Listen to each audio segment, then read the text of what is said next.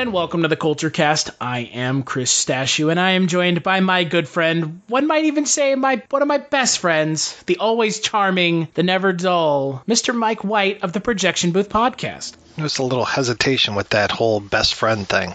No, it's not. Get out of here. That's a lie. Is it? And on this episode of the Culture Cast, we're going to be talking about 2019's most anticipated film. I don't think that I am outside of my depth in saying that. We're going to be talking about a little film you may have heard of called The Curse of La Llorona. No, I'm just kidding. And Mike's I waited in line for 5 hours to see this movie. Right? It was such a good movie. However, The Curse of La Llorona actually has Linda Cardellini in it, who is in the movie we are talking about, Avengers Endgame. I had no idea that she was in that movie. What? In Curse of La Llorona? Yeah. Yeah, she plays like the mom. I've seen no commercials, no trailers, no nothing. Did you know that it is in the Conjuring universe? No, that makes me not want to see it. Yeah, well, I think that's kind of why they didn't play that up. Because The Nun was... If you want to know my thoughts on The Nun, go listen to the Culture Cast we did on it. That movie is astounding. However, let's talk about something that I feel like is going to be a good conversation. So before we get into anything, we're going to talk spoilers. I feel like that's just a given. If you're listening to this, I hope you've seen the movie. Otherwise, you're just spoiling it for yourself. Don't do that. It's a film that I would say, even though I spoiled it for myself ahead of time, I still enjoyed it. I still cried like a big man baby, like a lot of people did, women and men alike. So we're going to talk spoilers. So from here on out, everything is a spoiler. And if you listen to this and we spoil it for you, that's out of our hands. Film is directed by the Russo brothers once again. It's written by Christopher Marcus and Stephen McFeely. I'm not even going to begin to name how many people are in this fucking movie because it is... We could sit here and do that all day. So yeah. I don't even think there's a point in naming it, but the film is the follow-up to Infinity War. The universe is in ruins. The Avengers are trying to figure out how to cope with the loss of their friends and family while also figuring out if they can undo the snap heard round the universe. God, seems like 1,000 years ago. I fought my way out of that cave, became Iron Man. Realized I loved you. I know I said no more surprises, but I was really hoping to pull off one last one. The world has changed. None of us can go back.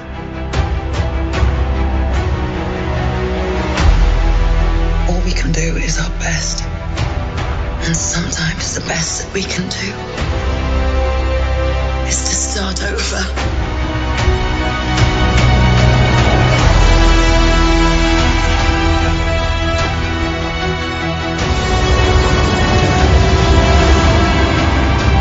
I saw all these people die.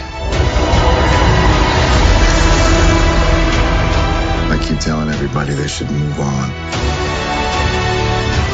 Some do, but not us. Even if there's a small chance, we owe this to everyone who's not in this room to try. We will. Whatever it takes.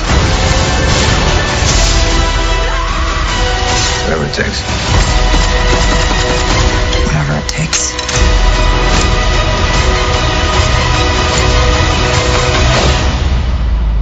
Whatever it takes.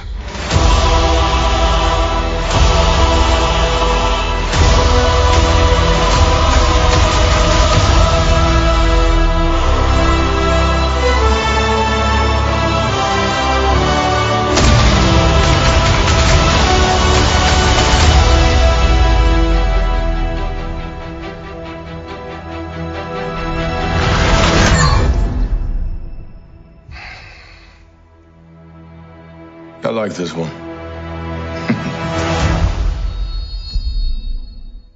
So, Mike, big question of the day. What did you think of Avengers Endgame? I enjoyed it. I enjoyed it a lot. Was it a perfect film? I don't think so. There could have been a couple things that were better, but you're between a rock and a hard place trying to tell a story like this, and I think they handled most of it as best they probably could. There are a couple things that they could have done better, but I'm sure we'll talk about those along the way. Yeah, I mean, the problem with a film like this is the expectations with what it had to be, what people wanted it to be, and what people expected it to be were three very large planets all coexisting in the same orbit, and satisfying each of those three things was never going to be something that the film could do, but it could satisfy enough of each to make a film that is being praised unanimously. Essentially. I mean, there are some naysayers out there, and there are always going to be. Armin White is a professional troll. He didn't like Get Out. Good for him. There are going to be people that don't like this movie. There were people that didn't like Infinity War. They said it was boring and trite, and that's fine. You're allowed to have your opinion. However, on this film, you're wrong.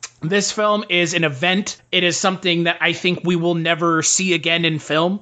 It is the culmination of so many films that I just don't realistically think there's ever going to be another movie like this. And I'm not trying to blow this out of proportion. I would assume you agree with me. Like, it's It's just like it's a thing. Like you said, you were giving me a hard time because I was acting like a dick about it before it came out. This is an event. This wasn't just a movie. Exactly. I was so excited about this movie, and I don't care. I don't care who knows it. I mean, I was seeing a lot of weird comments on Twitter where it's just like, basically people who like Marvel movies are garbage. They have no discerning taste, any of that kind of stuff. I don't care. I have been a sucker for these movies since day one.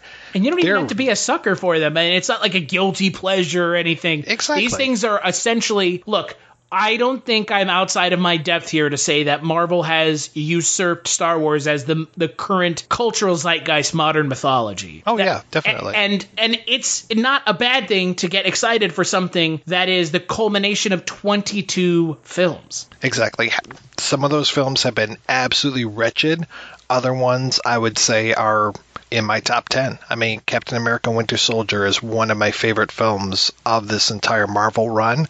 And then outside of that, it's also just a great film. And the thing is, if it were the Star Wars universe, they wouldn't reference the bad movies. But in this film, in Endgame, they reference the bad movies. They go back to one of the bad movies. A film that was a box office failure from a critical standpoint and from somewhat a financial standpoint with Thor Dark World. They go back to that movie in this film. Yeah, which was kind of amazing. And I'm glad they knew that maybe people didn't remember that movie, and they took extra special care to make sure we remembered what happened in that film. Yeah. So I think we need to get kind of the big spoilery things out of the way first, because I think that's obviously the big topic of discussion with the film is who lived and who died. Right. And it was pretty much obvious going into this. I was just like, okay, Cap and Iron Man are not going to make it through this movie because one or the other, but not both.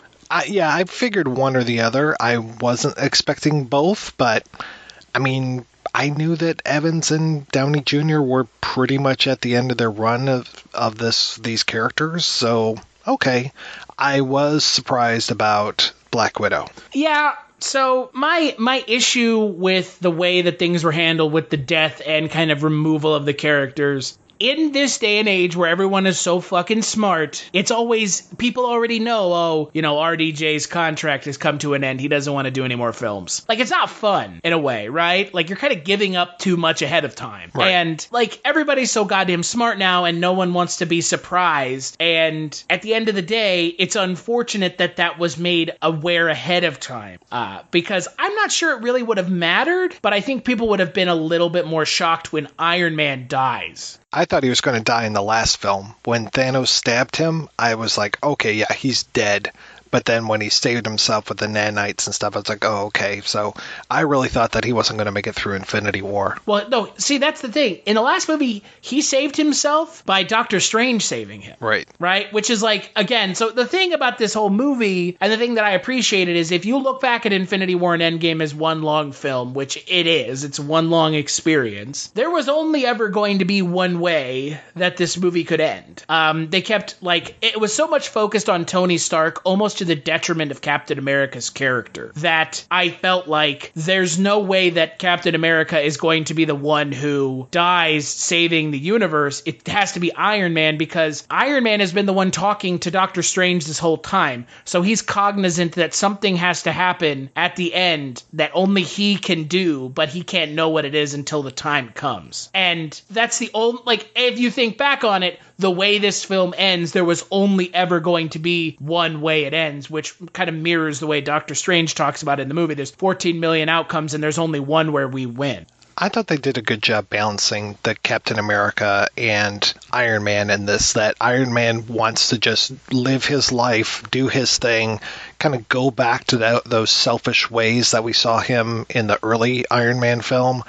And then when Steve is there leading all the missions or setting all that stuff up, I thought that was a good way to balance these two characters. Yeah, they did a better job in this film than they did in the last film. That's for sure. I felt like Captain America was woefully underserved in Infinity War. Yeah, I think so. I think you're right. But, you know, the payoff at the end with Iron Man, you know, snapping Thanos and his army out of existence, like Thanos snapped the universe, and by de facto the fucking Avengers, he snapped half of them out of existence. It had a little bit of nice kind of circularity to it. It's like poetry, it rhymes.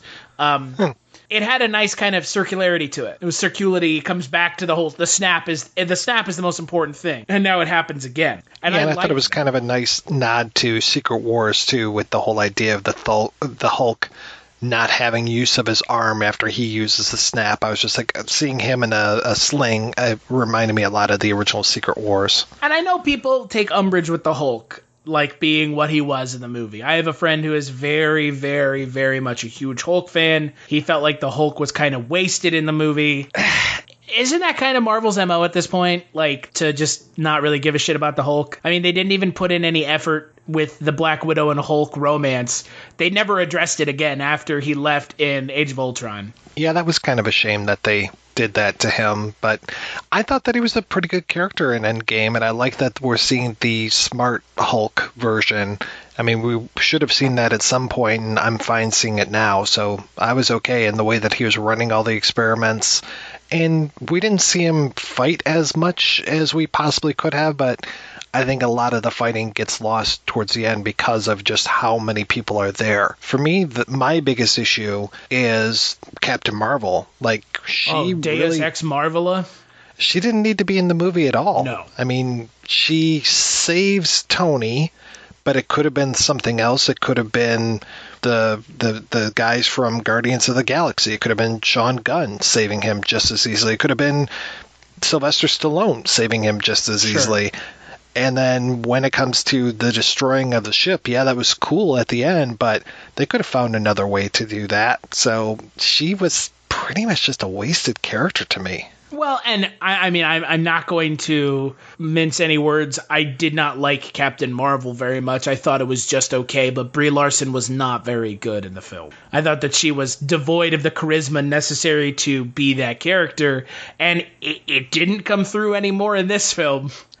She was Deus Ex Machina. She really was. She showed up and saved people right at the last moment. It's like, fuck, that's just Deus Ex Machina. That's all it is. Her character is in the film like 3 times and that's it. Yeah, in that whole scene, I appreciate that they probably put this little moment in there to basically piss off the trolls.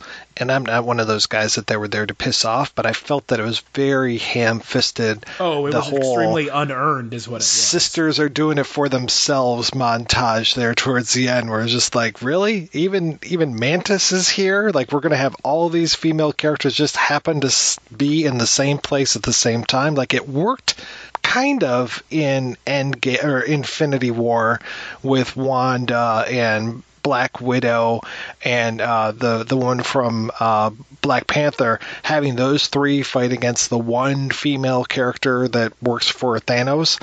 But in this one, it was just like, wow, this is kind of ridiculous right now. It was trying to be a full motion comic panel, which is fine. It was like a 2-page panel, right? I mean, that's what you get in a comic, but it felt unearned because those characters don't have any like backstory with one another. Right. Like, most of them don't even know who each other are. Like, what the fuck are you doing, movie? Like, it felt unearned. It didn't upset me. I'm not an internet troll by any means of the imagination. It didn't feel like they earned that moment, which is unfortunate because if they had earned that moment, it would have been even more badass. Yeah.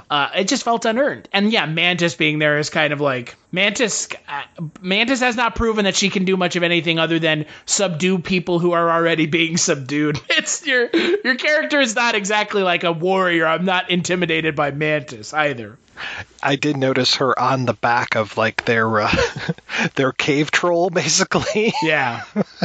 I mean, I was really reminded of the Battle of Helm's Deep when I was watching this, or even the battle at the end of Return of the King. I was just like, okay, this is what we're doing here. And there was one moment where she was like riding on the back of a cave troll, and you could see him go down like she had put him to sleep. And I was like, that's not really the most effective way, because he'll wake up eventually. You know what this end scene reminded me of? It reminded me of the end of Ready Player One, but I actually cared about everything that was going on. Yeah, I cared about everything that was going on.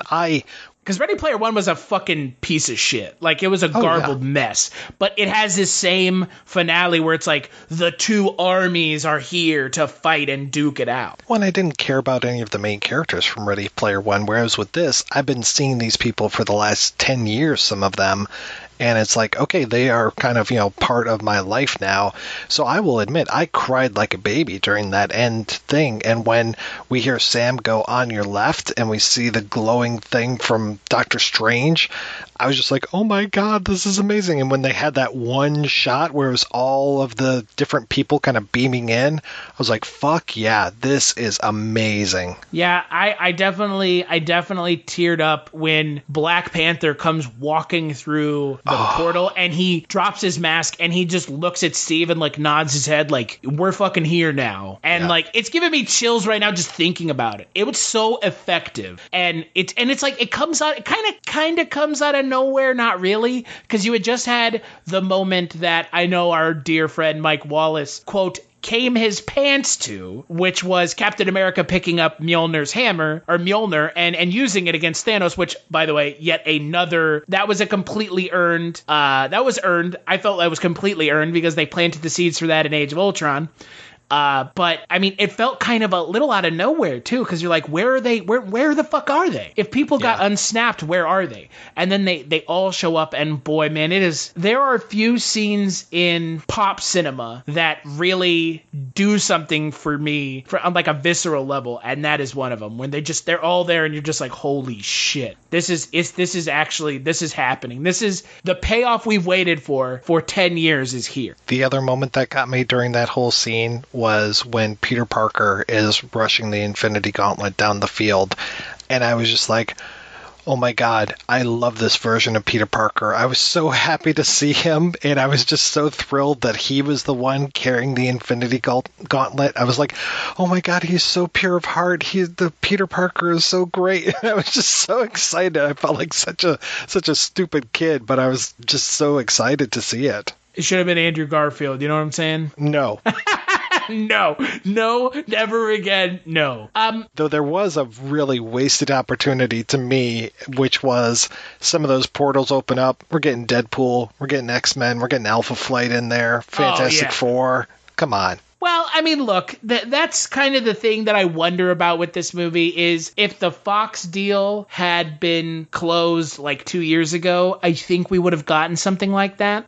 And I think that would have been like a fucking everyone hits the roof of the movie theater. Blah! Like, you know what I mean? Like, that scene is emotionally charged as it is. But if all of a sudden fucking Hugh Jackman as Wolverine walks out, yes, I think people would have fucking died in the theater. You would see nerds, myself included, and not even, this isn't even a nerd thing anymore. Marvel movies are mainstream. If you think it's a nerd thing, you fuck yourself. People would have just died in their seats. Like, full on just dead. That guy just died. Yeah. Look, Deadpool's on the screen. And the Marvel Cinematic Universe, like, these people are dead. And look, it's a semantics thing about, they didn't get them fast enough and they couldn't integrate them, and that's fine. But yeah, I mean, that would have been, oh my God, right? Like, yeah, I was waiting for at least a post-credit scene of that, like Nick Fury showing up at the house in Westchester or something, just like, hey, Professor X, I hear you've got some people I'd like to talk to. Yeah, and look, I'm kind of glad there wasn't a post-credit scene because I wanted this to feel like the end of a story. That was And nice, yeah. It is the end of a story. Every other Marvel cinematic film has had a post-credit scene. And this one didn't. So it feels like, this is the book closing. This is one book closed. And it was nice that we ended with the sound of Tony hammering, making the original Iron Man costume. Right, bringing it all the way back to, 2008. And the thing is, look, I'm 29 now. I have friends that, are in their early 20s now that I've met through podcasting or the website that ostensibly grew up with these characters. Like they were like 10 or 11 when the movies came out. So they have like grown up with this. So how hard it hit you and I can't even imagine how hard it hit them. And unlike Infinity War, where the ending, the emotionally charged ending it was a little like having your cake and eating it too, right? Like, we know Spider-Man's coming back. We know Black Panther's coming back. Like, they're not coming back this time. Right. No, as Thanos would say, no do-overs, no resurrections this time. Right. And that's the thing. I mean, Iron Man is dead. Tony Stark may show up in a movie in like a flashback or like a vocoder like recording, but he is, for all intents and purposes, out of the Marvel Cinematic Universe, making the ultimate sacrifice. Captain America, I have problems with the way they handled his character at the end of it. Yeah, how so? I would have a hard time believing that Captain, well, I guess if you portray it as the way they say in the movie where there's alternate timelines, then he went to an alternate timeline, he lived with Peggy while another Captain America was already in that universe doing everything he had already done. Right. I can kind of forgive that, but at the same time, he knows what's going to happen. So I just find it a little odd that Captain America, the ultimate do-gooder, the ultimate Mr. Good Guy, would let Bucky sit and be tortured for 70 years, right? Like, it feels a little like you are wanting to have it one way, but kind of ignoring the fact that he's like, till the end. And it's like, but you're letting him sit and be tortured in that universe. Yeah. Though I have to say the time travel in this makes a lot more sense than Days of Future Past. Or most time travel movies. I mean, they make fun of other time travel movies to prove a point that they're like trying to kind of navigate it in a way that makes sense and also ties up loose ends. And if they don't tie up a loose end, it's for a specific reason. Though they're making fun of Back to the Future 2 and then they're completely embracing Back to the Future 2. Well, you can't have it both ways. But that's fine. Yeah. I enjoyed them going back to the old movies. I know some people thought that was cheap, and I thought that they integrated the new footage and the old footage perfectly. There was no moment where I was just like, oh, look at how young Tom Hiddleston is there versus now, or any of that kind of stuff. It was just like, wow, that looks really good. Well, and look, I will be the first person to tell you, I hate time travel stuff. I really do. I think it is just dorky. And it's a little trite, and it feels like kind of like we don't know how to fix this up, sideways into time travel. Like, okay. But I didn't mind it because it felt like, and it was, they established rules and they kind of stuck to those rules. Mm-hmm. And the rules made sense. If you go back in time and you change something, you have changed the future. You have changed your past, which is now your future. And you've made an alternate timeline that you are now living in while the other timeline is still going on. So, and if you put everything back, the timeline goes away. So it made sense. It makes sense. Again, I'm not a huge time travel fan, which is fine. I don't have to be. But I felt like they navigated it and executed it pretty well for what it was. But the thing with Captain America was just a little dorky at the end. Like a little bit of a dorky coda where it's like, oh, I'm just old man sitting on a bench. Like, oh, come on. Yeah, it was a little Saving Private Ryan. Yeah. I'm very curious what his reaction was, though, when he went to the planet and saw the Red Skull there. And did he just, like, hand him back the Soul Stone and be like, okay, here's for the next person that kills their loved one? Oh, Clint, son of Edna. Steve, you son of a bitch! He knows who he is. Right. He put him there, like, unless it's not really Red Skull and that's just whatever that planet's like omniscient being is in that form. Well, he even said, I even held a Infinity Stone once, and I'm just like, okay, yeah, that's totally Red Skull. Yeah, so I don't know. I would like to see that deleted scene. Yeah. I would like to. I would like to see the deleted scene where he injects Natalie Portman's character. Still there? Yeah, my wife's just. Okay. I'd like to see the scene where Captain America injects Natalie Portman with the ether. Yes. Right? Like, he's not injecting it with the needle, if you know what I mean. It's just the thing at the end of the movie with the time travel, and like, I'm going back, okay, bye. And Bucky knows, obviously. Like, Bucky is very aware, because I'm sure Steve told him. Because he's like, I'm gonna miss you, buddy. He's like, it'll be okay. It was a little hokey. That's like that's my biggest gripe is the Captain America thing, and the Captain America ending is going to be divisive because some people are going to be like, that's not Captain America's character. So I mean I get it. It didn't piss me off. It was just kind of like, whatever. No, it didn't piss me off either. And I mean, I've seen other time travel things where somebody has to wait in time, or they'll go back and then they'll have to wait through everything, and it reminded me of that. So I was like, okay, this works. It reminded me of Timeline. I'm not sure if I remember that one. The Richard Donner movie where based off the Michael Crichton book.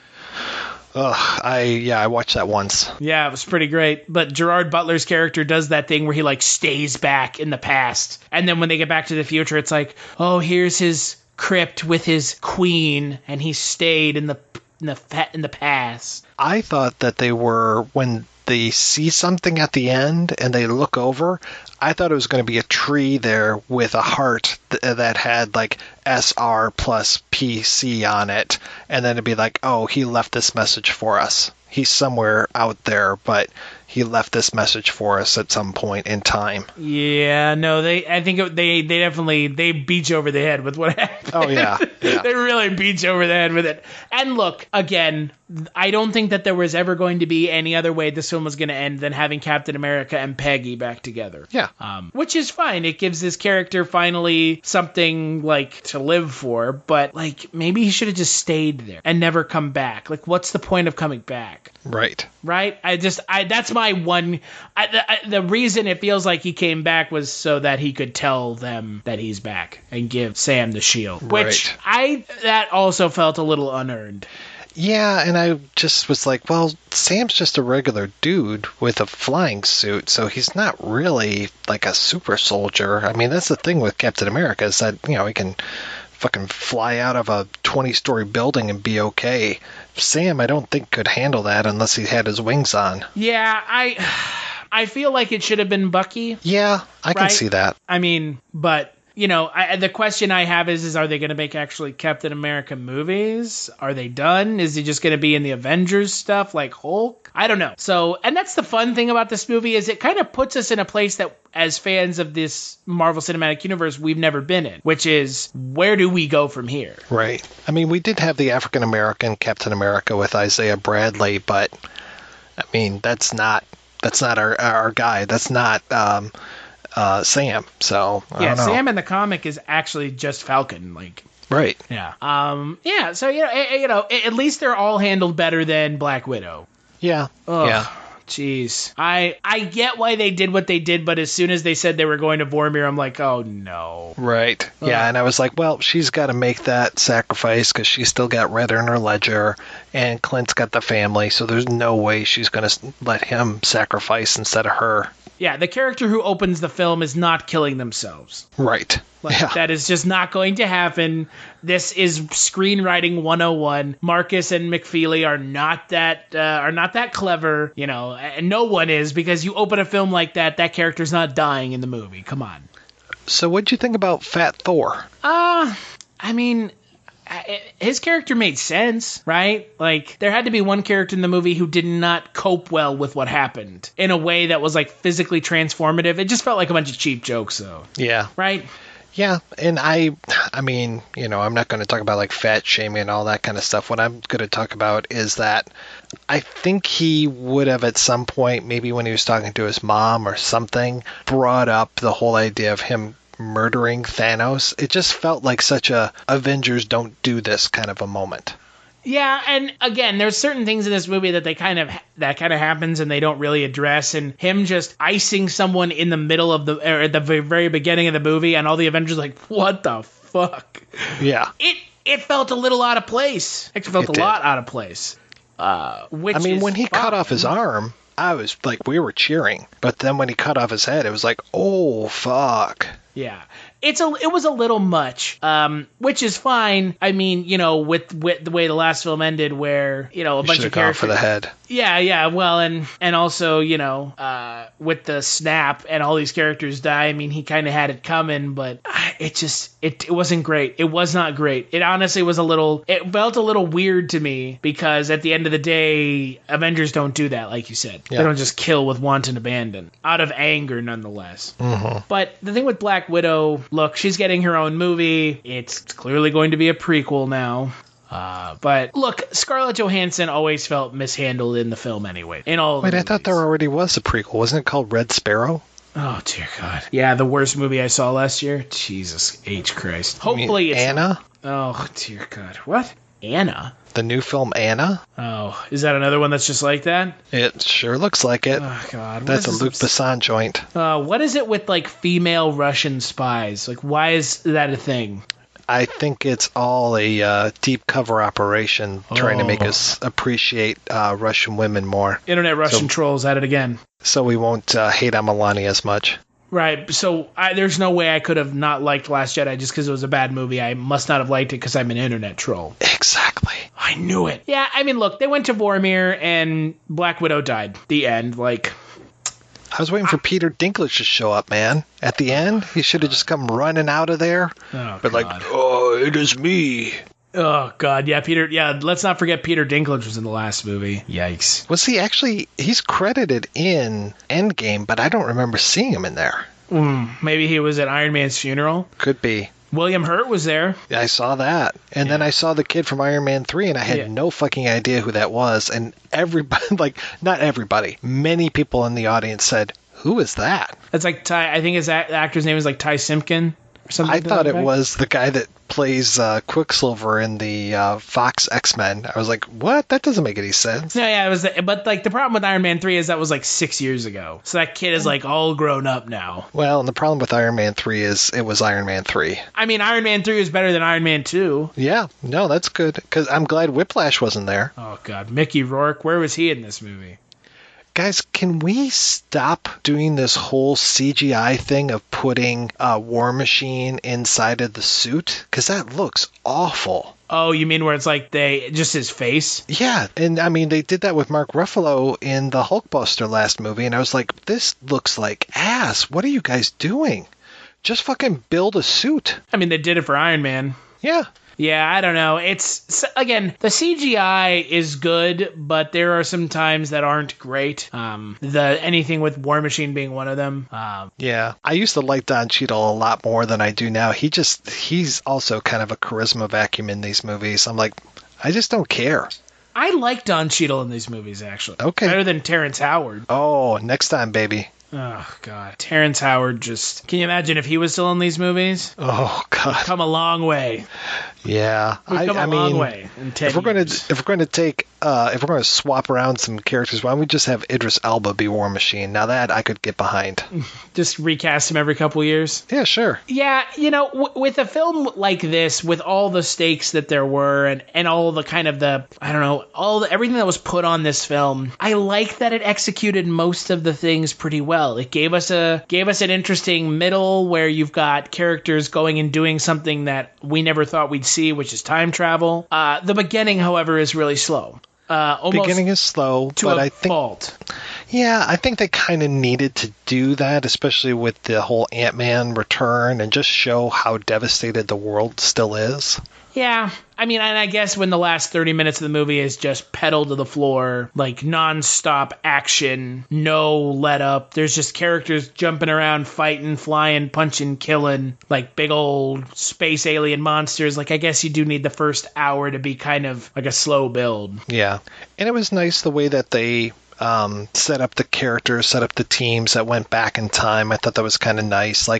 Again, talking about War Machine, him and Nebula, and the way that they're both kind of man and machine or woman and machine, the whole thing of him not being able to walk and all that. I was like, okay, well, that's kind of nice. And the fact that he knocks Peter Quill the fuck out. Yeah, that was good. And it was nice to revisit that opening from that movie. There were so many nice moments in this. Yeah, there were, and you know what? Look, it was a lot of fan service. It just was. But that's okay, because it's not just fan service for fan service sake. It made sense. Right. In my mind, if you're just doing fan service for fan service sake, you're putting the monster from Nightmare at 20,000 Feet as a little toy on the beach in the new episodes of The Twilight Zone. That's fan service because you can. This is fan service because it's serving a purpose. It actually has like a meaning and a reason to happen in the story. And at the end of the film, you understand this is this huge journey that they've had to go on, and this is the conclusion of it. So, of course, this is the terminus for these characters, these 6 original Avengers, so we're going to go back and visit kind of the greatest hits. And change some things by accident.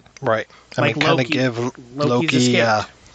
So now we can have a Loki show. Yeah. Because that's a thing. Sure it is. It sure is. Disney Plus coming soon. Loki is a thirst trap, you know? He is a major thirst trap. Yeah. I love me some Tom Hiddleston. Damn straight. Yeah, well, no, it wouldn't be, but...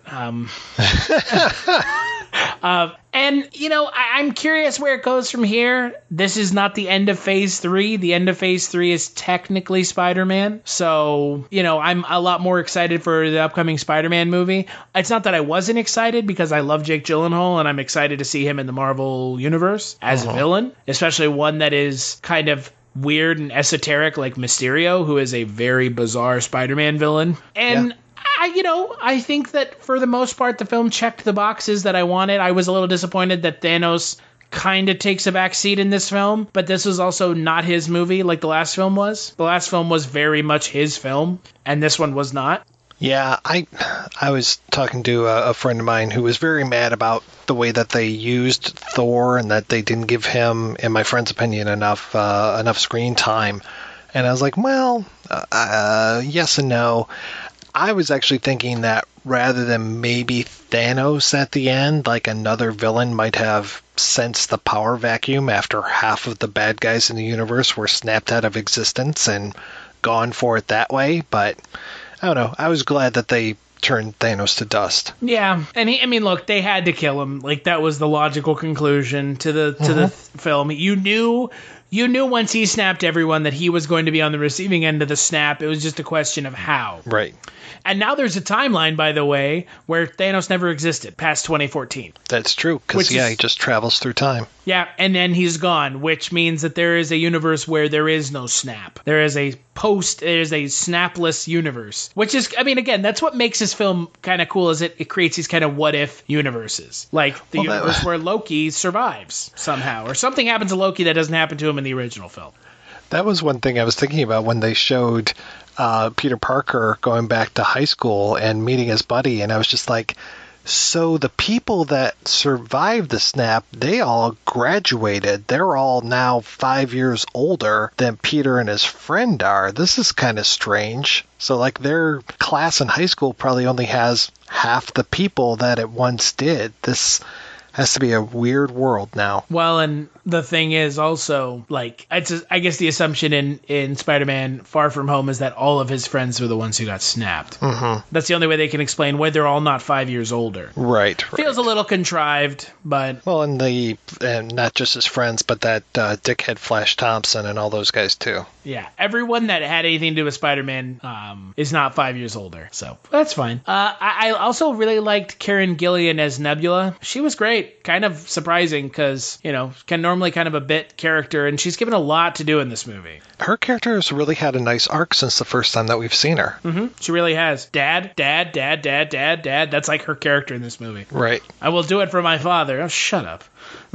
Shut up about your dad. So. Well, yeah, it's nice to see how she was in the first time we saw her in Guardians of the Galaxy versus how she is now, where she has humanity. Yeah. And that she's able to, like, even the moment when Tony's playing football with her is a nice way to teach her more humanity. And that, that whole thing of, like, her having to constantly play games against Gamora, and then when she lost, he would replace a part of her with a robot part, Thanos. So, like, her just playing a game with no stakes with Tony was a really nice moment. Yeah. Well, and back to the thing with Thanos, I saw some people that were like, oh, Thanos is just like a generic villain now. It makes sense. It makes sense, though, because this is the 2014 Thanos. So that Thanos was like a dickhead, and we saw how much of an arrogant turd he was in the last movie. And then he had to make the ultimate sacrifice and kill Gamora to get the gauntlet. And that made him kind of, wistful and remorseful for what he did, but at the same time, he executed on his plan. And then when we see him at the hut on the planet where he's post snap, he's, just kind of like, fucking picking fruit and just being living his life, and they go and murder him. So the Thanos from 2014, it makes sense that he's like a arrogant dickhead. It's a nice juxtaposition between the two. But I mean, it was a good movie, and I think that it closed the book on a lot of interesting films from the last 10 years, and I'm excited to see where they go from here. Yeah, I'm also very curious. I mean, it opens up a wide world of possibilities, and I haven't seen that chart in a long time. Like, there used to be the chart that said, like, okay, in this year we're going to release this movie and this movie, and then next year this and this. I mean, the last time I saw that chart, the Inhumans were all over it. Yeah. Well, the Eternals, I know, is coming out soon. And that's the one that has Angelina Jolie and Kumail Nanjiani in it. So there's some stuff coming out. But it's definitely not like, Captain America, Thor, Iron Man. It'll be like the second and third Doctor Strange, the third Ant-Man, the 2 Captain Marvel movies. Yippee. Who else? I'm looking forward to as Guardians of the Galaxy. Right. The third Guardians film with James Gunn directing it. Thank God. You already mentioned Black Panther. That's right, Black Panther 2 and 3. So, I mean, we're getting the follow-up. We're getting the second and third Spider-Man movies. So we're getting the tie-ups of these kind of original core Avengers characters, and hopefully the introduction of some new characters, which the Eternals, we're going to get that with Angelina Jolie. I think they're going to bring in maybe some, I'm hoping for some, weirder stuff. Some, more kind of bizarre characters, right? I don't know. Yeah. I mean, in the original Infinity War, if memory serves, it was actually Adam Warlock who was kind of more that Captain Marvel, Deus Ex Machina type role. I mean, it's been a long time since I've read Infinity Gauntlet, but, we saw the birth of Adam Warlock at the end of Guardians 2. I'm very curious if he comes back in Guardians 3 or shows up some other point. Yeah, so the things that are guaranteed, like we said, Doctor Strange 2 and 3, Black Panther 2 and 3, Galaxy 3, Shang-Chi, which is like a martial arts Asian character, and the Eternals. Okay. And the Eternals. So I think he's better than Iron Fist. Well, I think anything's better than that, and the hope is that those characters never make it onto anything else. At least some of them. I can handle a Jessica Jones movie. Jessica Jones was probably the best of all of them. So anything else you want to talk about? No, I don't think so. Yeah, that trailer for the new Star Wars looks pretty good.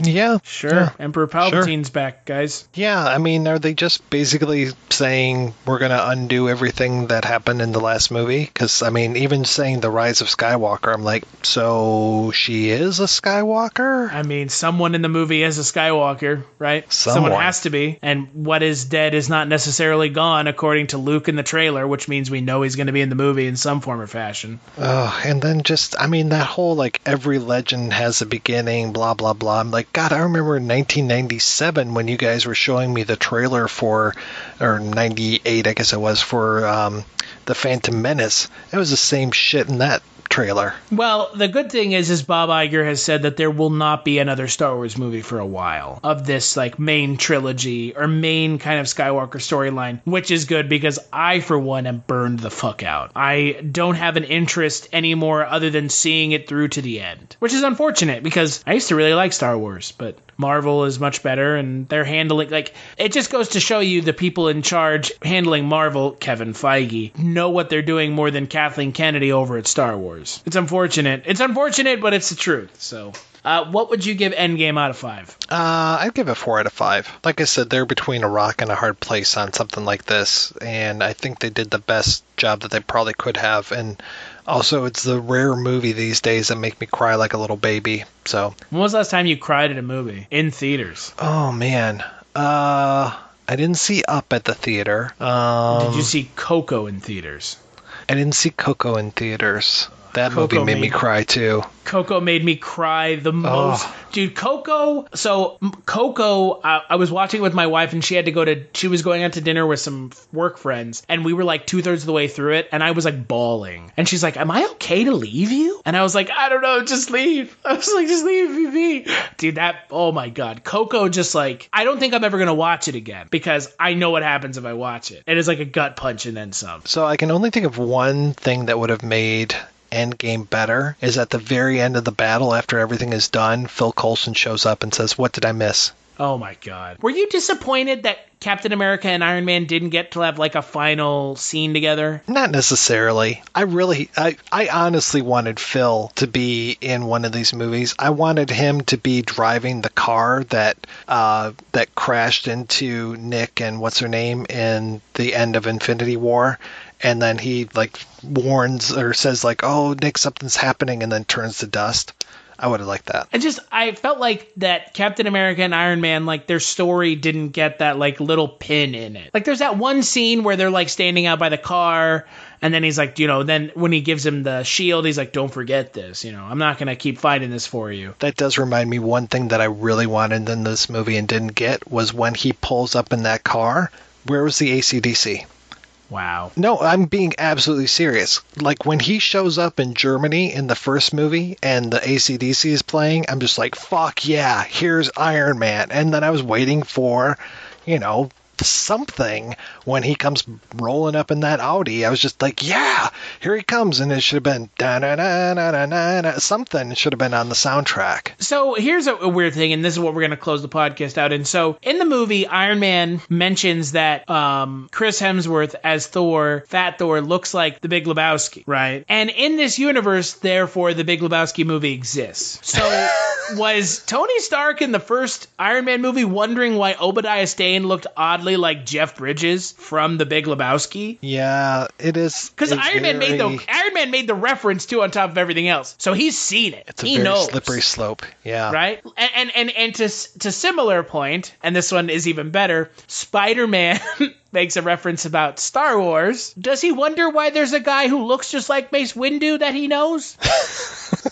Maybe I'll ask him that in the next Spider-Man, because I think that's where... You look kind of like Mace Windu, you know that? Who? Yeah, that's where he and Nick will square off. Right, but you know what I mean? It's like you said, slippery slope. I mean, you're making movie references inside of movies, but you also, because of the far-reaching grasp of the MCU, have cast those goddamn actors in your movies. Careful, guys. A friend of mine, Chris Berkelmeyer, he was just shit posting like crazy the other day, like posting fake Infinity War spoilers, or sorry, Endgame spoilers. And he had one moment where it was Captain America, played by Chris Evans, meeting the Human Torch, played by Chris Evans.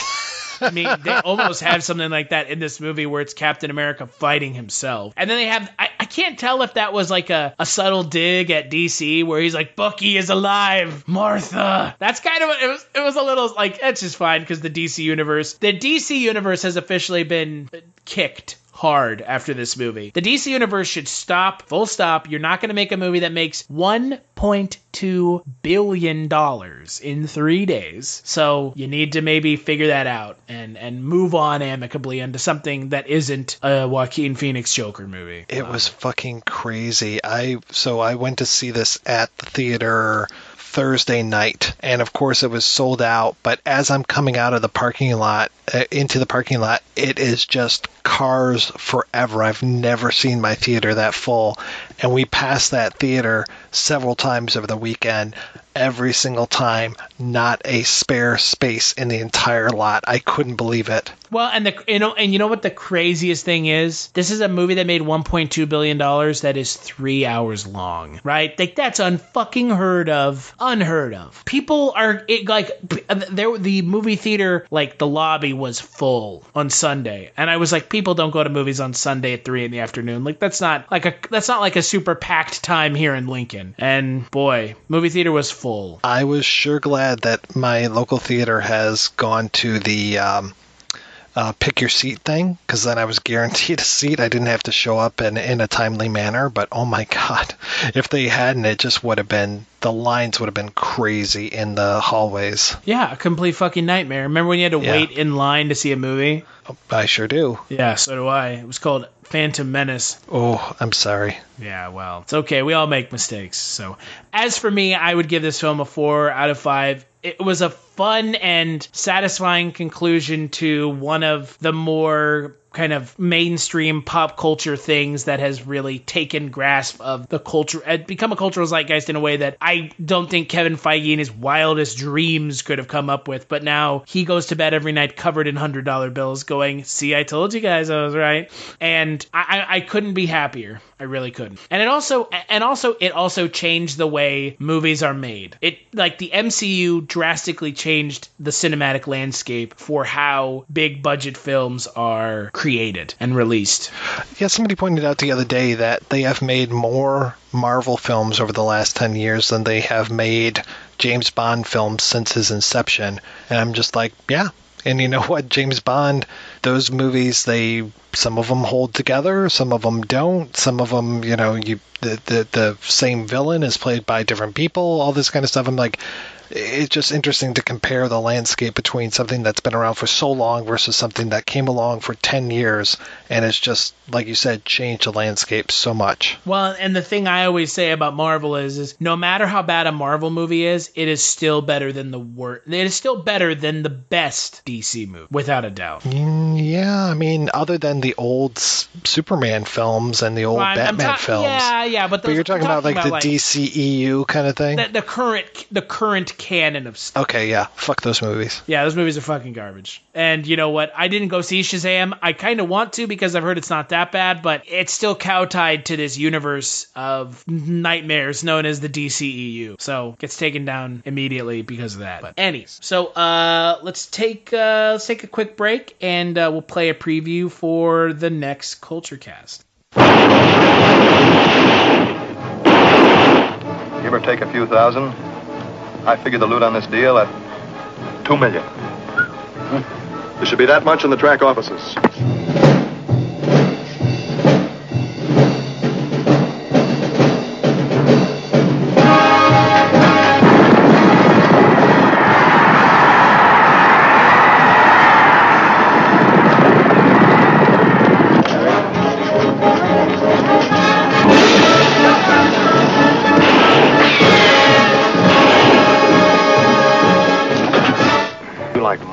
You got a great big dollar sign there where most women have a heart.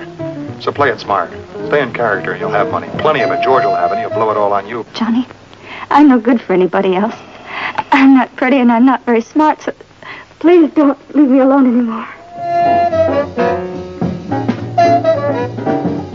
So what makes you think or know that you're going to have several $100,000? Because I do. I just can't talk about it, that's all. Not even to me, your little share. I shouldn't have even mentioned I was going to have it. It's not that I mind. I know I can trust you. But if these other guys These other guys?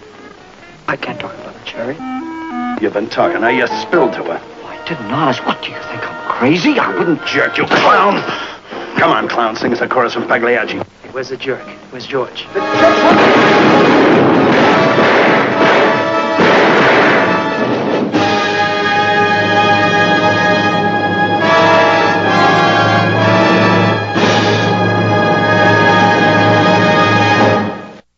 That's right. On the next Culture Cast, I'm going to be joined by you. And by me? By me. And we are going to be talking about Stanley Kubrick's The Killing, a film I have not seen. And we're actually going to be starting Stanley Kubrick month. And I want to stress this ahead of time. Do not get your hopes up. We're not doing 2001. We're not doing A Clockwork Orange. We're not doing Full Metal Jacket. And we're not doing 2001. Because I know it. You know it. We all know that I can't say anything that hasn't already been said about those films. I just can't. Those movies have been ripped apart in documentary, in long form thesis to death, and there's nothing I can say about them that hasn't already been said. So we're going to talk about some of his, quote, lesser known works. You're going to do a little, what's the Barry? Yep. Oh, yeah. Barry Lyndon. Really? You're going to do that? Oh, wow. I've never been able to make my way through that movie. Well, if Mike Wallace doesn't make it to that one, we're going to experience Barry Lyndon together. I've heard according to Room 237, it is a very boring movie. Yeah, that's why I never really made it through there. I hear it's beautiful. Other than that, not much from what I've heard. Well, I look forward to sharing The Killing with you. Yeah, I've never seen it, but I'm excited because you have excited me by your enthusiasm regarding the film. So, and like I mentioned in the last Culture Cast, if you weren't on that one, if you didn't hear that one, Eric is no longer my weekly or podcast to podcast co-host. I'm going to be joined by some friends of mine, some podcasters in their own right, some screenwriter friends of mine, people that have been on here before that I feel like they have interesting opinions and thoughts on stuff, and they're going to join me, every, once a month, and we're going to kind of do it that way so we can kind of get a different perspective each week and a different voice in here along with my own, and I think that'll be fun. But we're going to have you on next episode, and it just kind of worked out that way. So until then, until The Killing, where can people find you, Mike? You can find me over at projectionboothpodcast.com, where every week I talk about a different movie, sometimes with Chris, sometimes not. And also over at the Kolchak Tapes, we can find at kolchaktapes.com, where every month we are talking about a different episode of The Night Stalker. And we are almost done with the reboot. Just 2 more things to do, and then we'll be done, thank God. Praise be. As for myself, you can find me over on Twitter at Culture Stash. You can find a little podcast I do with my friend Mike Wallace about Tales from the Crypt over at Chronicles from the Crypt. That's at chroniclesftc.com. And you can also find a little podcast that Mike White and Mike Wallace and I do called Dreams for Sale, where we talk about Twilight Zone 1985. And our last episode, we actually did a little bonus freebie episode where we talked about the new rebooted Twilight Zone, which just happened to be released the same time that we started doing our podcast. So that was kind of fun. Big thanks as always to you, Mike, for joining me. As always, it's always a blast to sit down and talk about something a little bit more mainstream that you're normally on stuff that's not like this, which is fun. Yeah, I have shitty opinions about mainstream movies, too. Yeah, I have shitty opinions on everything, don't we? Both you and I. And big thanks to Eric for the intro-outro music, and we'll catch you on the next Culture Cast.